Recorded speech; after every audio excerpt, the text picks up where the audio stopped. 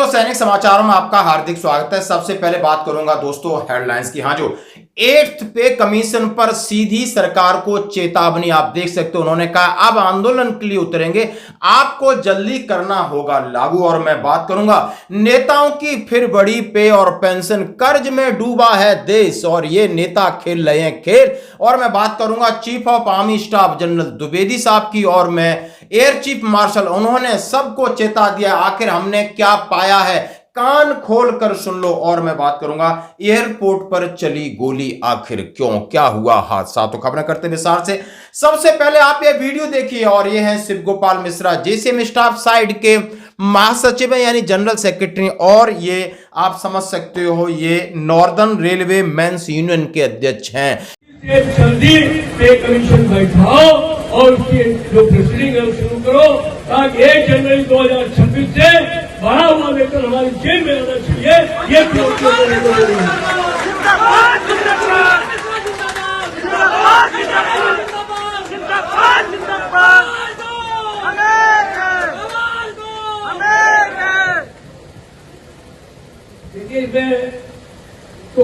बड़े नेता हैं रेलवे के और जेसीएम स्टाफ साइड के महासचिव हैं। उन्होंने कहा हमने लगातार पूरी कोशिश कर ली है, चिट्ठियां लिख ली हैं, मीटिंग कर ली है, अब आप लोगों को जमीन पर उतरना होगा और तब सरकार के ऊपर दबाव बनाना होगा। हर रणनीति अपनाने के लिए मजबूर हैं। जैसा कि उन्होंने कहा है, हमें 1 जनवरी 2026 से पैसा चाहिए, एरियर चाहिए और जल्दी ही आपको इंप्लीमेंट करना होगा। हम जब तक भरोसा नहीं करेंगे आपके ऊपर, जब तक हमारी जेब में पैसा नहीं आता है। और ये मजबूरी है, जैसा कि उन्होंने कहा है। हमने कैबिनेट सचिव से मुलाकात की, हमने डीओपीटी के सेक्रेटरी से बात किया और लगातार जीईएनसी ने, और आपने देखा होगा डॉक्टर जितेंद्र सिंह से बात करने के बाद गोलमोल जवाब आ रहे हैं। सरकार के ऊपर दबाव बनाना जरूरी नहीं, सरकार इसको लंबा खींच के ले जाएगी और सरकार अपना फायदा देख रही है। यानी उन्होंने कहा है जब तक हम चिल्लाएंगे नहीं, सरकार सुनेगी नहीं और लंबा खींचेगी तो चुनावी फायदा लेगी और उसके बाद उसको एरियर नहीं देना होगा। यह सरकार की नीयत में खोट है, जैसा कि उन्होंने वहां पर मजदूर संघ यानी रेलवे के कर्मचारियों को संबोधन में कहा। दोस्तों, अब मैं बढ़ते हैं एक और अगली खबर की तरफ। हाँ जी दोस्तों, नेताओं की पेंशन फिर बढ़ी, तनख्वाह बढ़ गई। हाँ जी दोस्तों, बहुत अच्छी बात है, खुश खबरी है। और ऐसा प्रदेश जहां पे बढ़ी है जहां पर 43,000 एक व्यक्ति के ऊपर कर्जा है।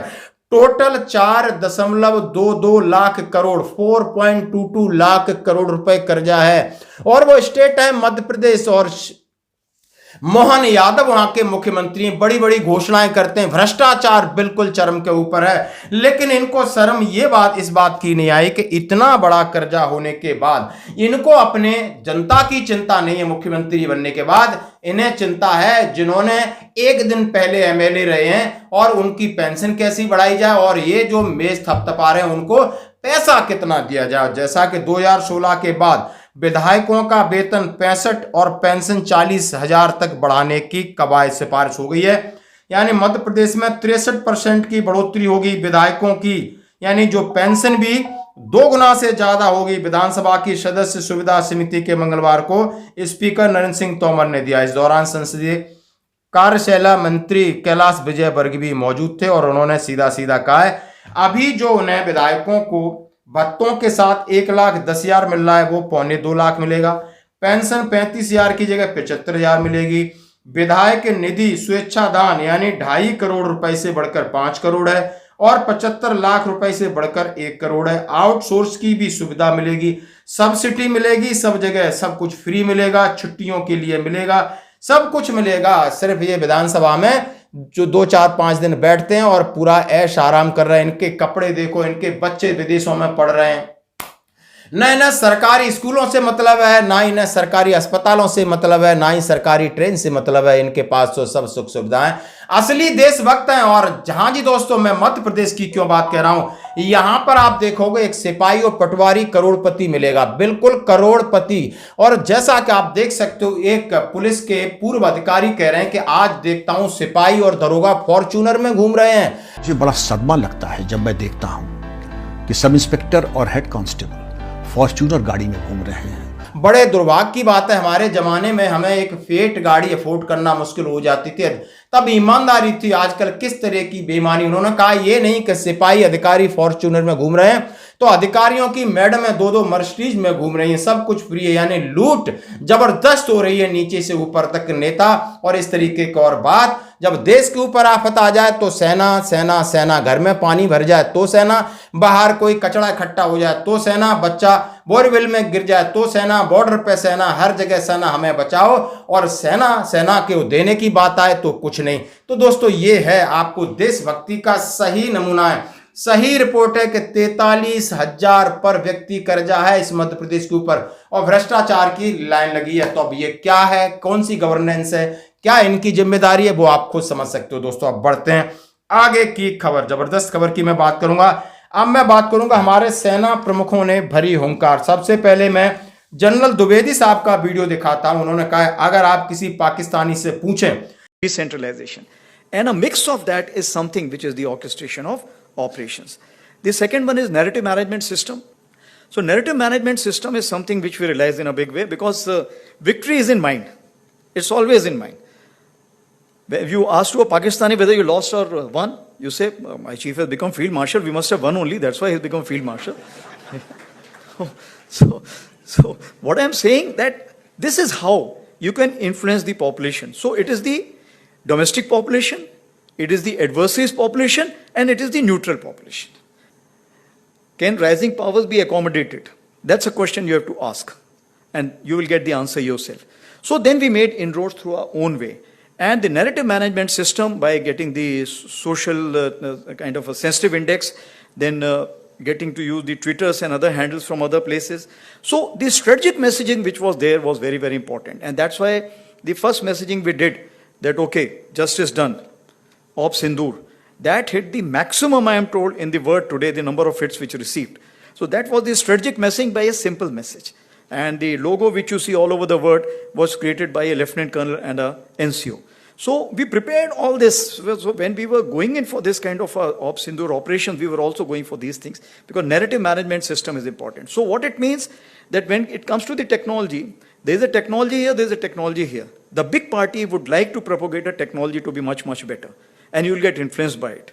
And the smaller one will not have the money power to kind of propagate that. So that is where I think the narrative management system plays a role. And if we are able to kind of get in time, I assure you that we will be able to help out this kind of a smaller party also.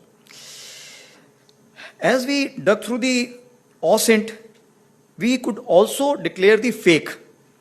And that's why with the IIT Guwahati also we have signed the, and for IIT Delhi. कि सेना प्रमुख ने पाक की जीत के दावे का मजाक उड़ाया, ऑपरेशन सिंदूर में खुली छूट की सराहना की। उन्होंने कहा है जिस तरीके से नैरेटिव बनाया जा रहा है पाकिस्तान में और उनके जनरल को 5 सितारा फील्ड मार्शल बना दिया गया है, यानी वो एक नैरेटिव सेट कर रहे हैं और ये बड़ा इंपॉर्टेंट होता है ताकि अपनी जनता को भ्रमित करना। और इन्होंने कहा इस तरीके की, लेकिन उन्होंने कहा है हमने कितना बड़ा नुकसान किया है ये उन्हें शायद पता होगा आम जनता को, लेकिन जो बुद्धिजीवियों को पता होगा, बाकियों को किस तरीके का समझ सकते हो। लेकिन हमारे यहाँ संसद में बड़ी बहस हुई इसके ऊपर ऑपरेशन सिंदूर को लेकर और वहां पर चीफ एयर मार्शल हमारे वायुसेना प्रमुख ने भी बहुत जबरदस्त जवाब दिया। उन्होंने कहा हमने पाक के 5 जेट, एक अवाक्स विमान गिराया और दावे के साथ का फोटो सब कुछ दिखाए।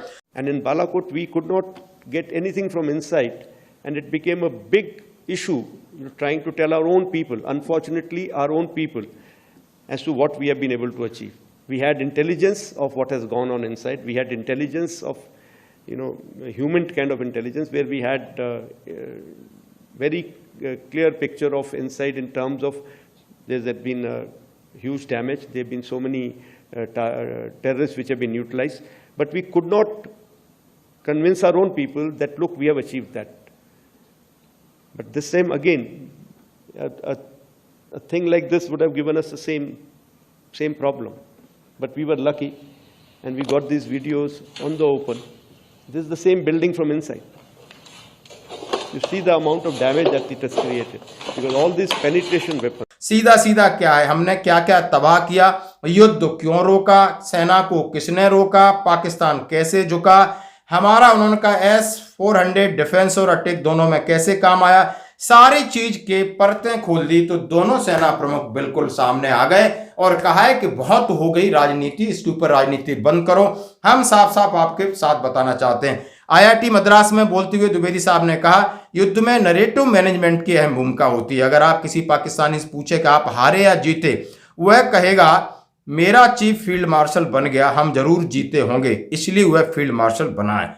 और उन्होंने कहा है कि हमारे लिए 22 तारीख को पहलगांव के बाद 23 को हमने कॉन्फ्रेंस की, खुली छूट थी, हमने अपने स्ट्रेटेजी के मुताबिक जबरदस्त उनके ऊपर प्रहार किया, जो हमें करना था कर दिया और आगे भी हम तैयार हैं, जैसा कि उन्होंने सीधा सीधा आप उनका वीडियो देख सकते हो। अब मैं बात करूंगा वायुसेना प्रमुख की। ऑपरेशन सिंदूर में भारतीय वायुसेना ने बड़ी कामयाबी हासिल की। हमने पाकिस्तान के 5 फाइटर जेट, एक बड़ा विमान गिराया। बड़ा विमान इलेक्ट्रॉनिक इंटेलिजेंस विमान या अवाक्स था, यह दावा शनिवार को वायुसेना प्रमुख air chief marshal AP Singh ने बेंगलुरु में किया। उन्होंने कहा कि ऑपरेशन में वायुसेना पाक के एयरबेस पर भी हमने हमले किए, F-16 जैसे फाइटर जेट जहां पर रखे थे। पूरा ऑपरेशन रूस से मिली S-400 एयर डिफेंस सिस्टम में अहम भूमिका निभाई। तमाम चीजें उन्होंने क्या क्या तबाह किया, उन्होंने बताया कि हमने ये चीजें तबाह की। जरा देख लीजिए, मैं तस्वीर आपके सामने दिखा रहा हूं और सबकी एक एक इमारत दिखाया। उन्होंने कौन कौन से एयरबेस तबाह किए, F-16 कहां रखे थे, उनके हैंगर कहां थे, युद्ध कौन रोका। वायुसेना प्रमुख ने कहा लक्ष्य हासिल होने के बाद युद्ध को लंबा खींचना ठीक नहीं है। कुछ लोगों ने और हमले की बात कही, लेकिन देश ने सही समय पर सही फैसला लिया। सेना को किसने रोका? उन्होंने कहा हमें स्पष्ट संदेश था, खुली छूट थी कि आपको यह टारगेट आपने अचीव करना है, उसके बाद हमें किसी ने नहीं रोका। पाकिस्तान कैसे झुका? वायुसेना प्रमुख ने साफ कहा 80 से 90 घंटे में हमने उनका इतना बड़ा नुकसान कर दिया कि वो समझ गए यदि जंग जारी रखते हैं तो अधिक कीमत चुकानी होगी, इसलिए पाक आगे आया और हमारे डीजीएमओ से बात की। बहुत अच्छी भाषा में, कोई राजनीतिक मिलावट नहीं, शुद्ध और स्पष्ट रूप से उन्होंने जनता और नेताओं को जवाब दे दिया है। अब आपकी मर्जी, आप राजनीति करो या जाकर के किस तरीके के प्रोपोगंडाबाजी करो, सेना के ऊपर सवाल करो, वो आपकी मर्जी है। अब मैं बात करूंगा, हाँ जी दोस्तों, गोरखपुर एयरबेस के ऊपर वहां पर एक जवान जो कि सेना से रिटायर्ड था, DSC में था, उसने अपने आप को बिल्कुल यानी समझ सकते हो मैं क्या कह रहा हूं, यानी उसके प्राण पखेरु उड़े और लग रहा है कि उसके घर में कलह और परेशान था। 49 वर्षीय छपरा बिहार का रहने वाला, आप समझ सकते हो कितना दर्द होता है, क्या क्या क्या उसके दिल में बीती होगी कि आखिर उसने अपना जीवन लीला समाप्त करने की सोची। 49 ईयर्स, एक पेंशन ले रहा है, एक सर्विस में तनख्वाह ले रहा है, सब चीजें शायद फाइनेंशियली मैनेज ही होंगी, लेकिन किस किस को खुश करे, यानी घर की कलह, यानी हमारा परिवार हमसे ज्यादा अपेक्षा कर जाता है, लेकिन ये नहीं समझता कि हमारा संघर्ष कहाँ है, उसको शायद दिखता नहीं है। और इसी कलह, इसी व्यवस्था में आकर उसने शायद मोह भंग हो गया कि आखिर जिएं तो जिएं किसके लिए। तो दोस्तों ये थी हमारे एक जवान की कहानी, शायद कईयों के दिल में ऐसी बातें आती होगी। आज की खबरों में इतना ही, बने रहिए हमारे साथ, धन्यवाद।